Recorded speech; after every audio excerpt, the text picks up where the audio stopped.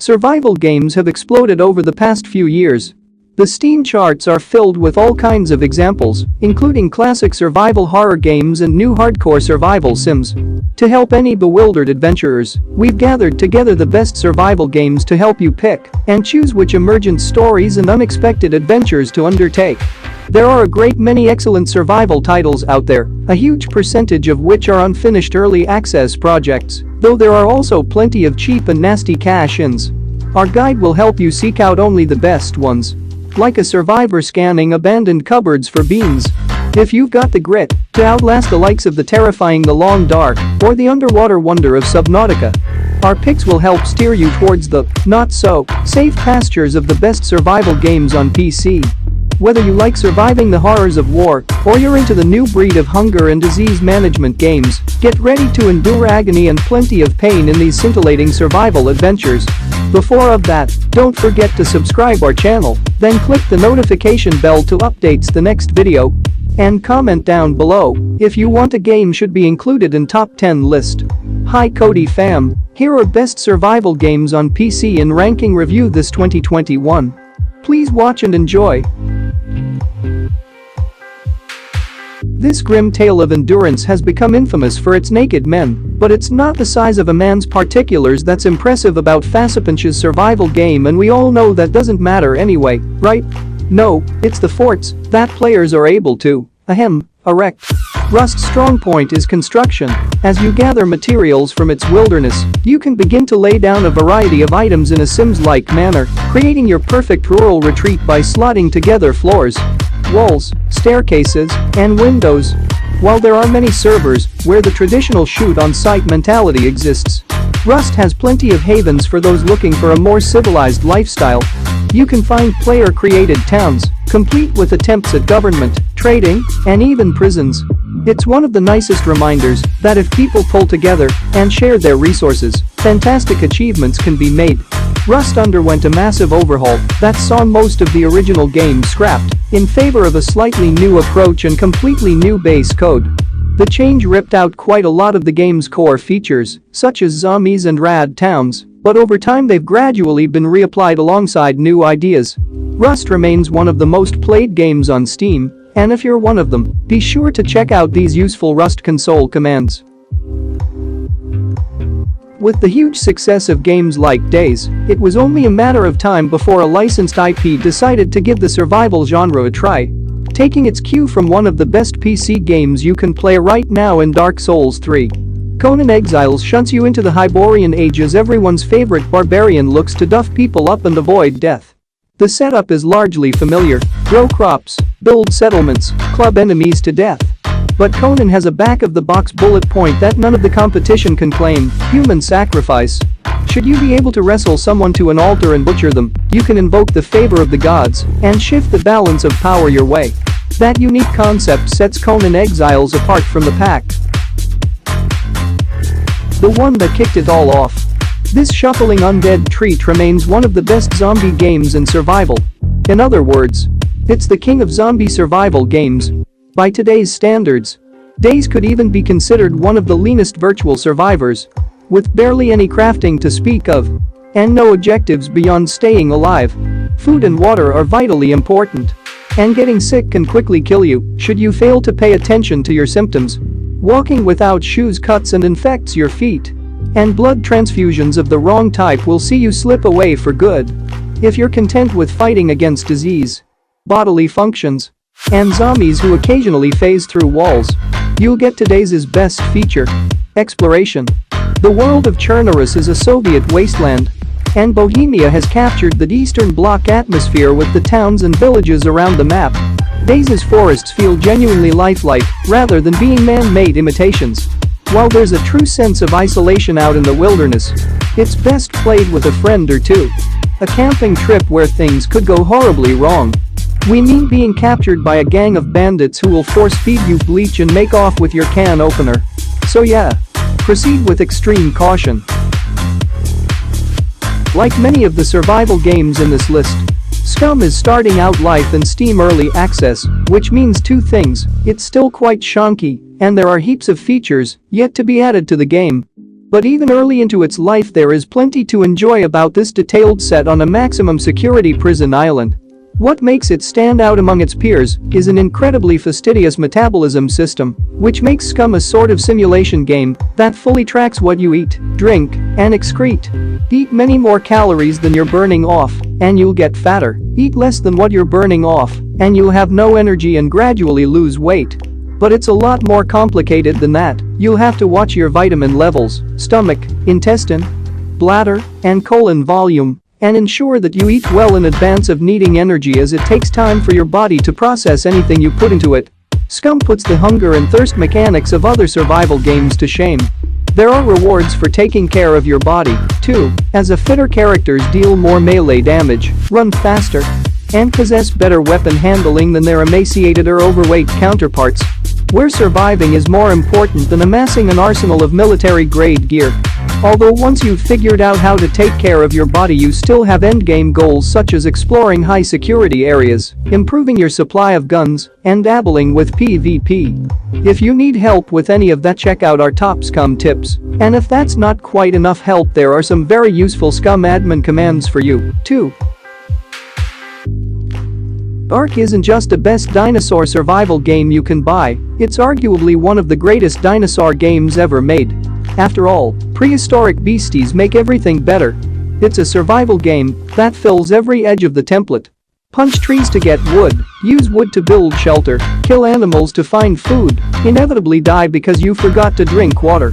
Yet Ark transcends the typical survival game pattern by including leathery leviathans that both want to hunt and eat you, but with some perseverance, you can also tame and ride.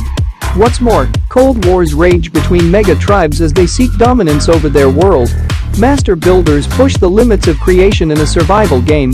Dedicated players rack up years of playtime. Everything Ark does is rock solid. The survival elements may be similar to what you've played before, but they're the bedrock for the game's more ambitious elements and a strong Ark mod scene. Your character has RPG-like stats, and you can head into the world to hunt sci-fi secrets that offer a little more incentive to play, rather than just stay alive. It's these various promises that make playing Ark worthwhile. Other survival games rely on you being satisfied with making it through the night, whereas Studio Wildcard sets you long-term goals such as tame and ride a T-Rex.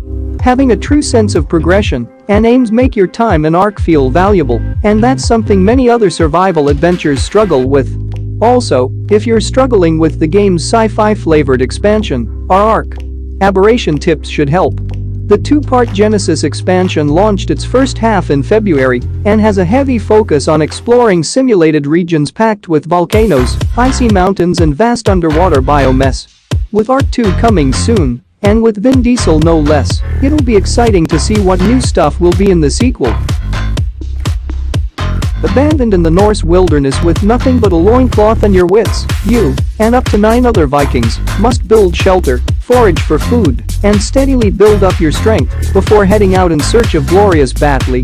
The meadows you begin your journey in are relatively safe, but the procedurally generated wilds contain various biomass of escalating difficulty. You do not want to stumble into the plains before you're ready, believe us. Each one of Valheim's biomass has its own magnificent boss. Once you locate it, summon it, and defeat it, you unlock resources and powers that help you progress to the next region. You'll also trigger increasingly powerful raids on your home base, so it's vital that you construct a well-defended homestead. Don't forget the chimney, or smoke inhalation will get you before that big blue troll does. If you're after the best crafting survival game out there, look no further than Minecraft. At some point, it seems someone decided survival was all about grueling punishment, sloth-like progression, and murdering anyone who isn't you. But before the big survival blowout on Steam, we had Minecraft, a fun, colorful, creative survival sandbox game. Sure, there are zombies that will eat your face, and spiders, skeletons, and dragons, but with Minecraft skins, you at least always end up blocky and cute. No one minds a cartoon monster having you for breakfast. More importantly, though, the way you survive in Minecraft is entirely up to you. You could build an elaborate fortress and play a defense-style game, fending off the creatures of the night. Or you could craft exciting weaponry and venture out into the most dangerous zones of the world, testing both your mettle and metal. The world is literally endless and filled with amazing natural wonders just begging to be explored. Just remember to eat something every now and again, and you'll be fine. And all the other amazing possibilities out there. We sometimes forget that the vanilla survival mode is just as exciting in its own way. And if you really want to make an automated mining production line in survival mode, don't let us stop you. Just make sure the creepers don't put a spanner in your works.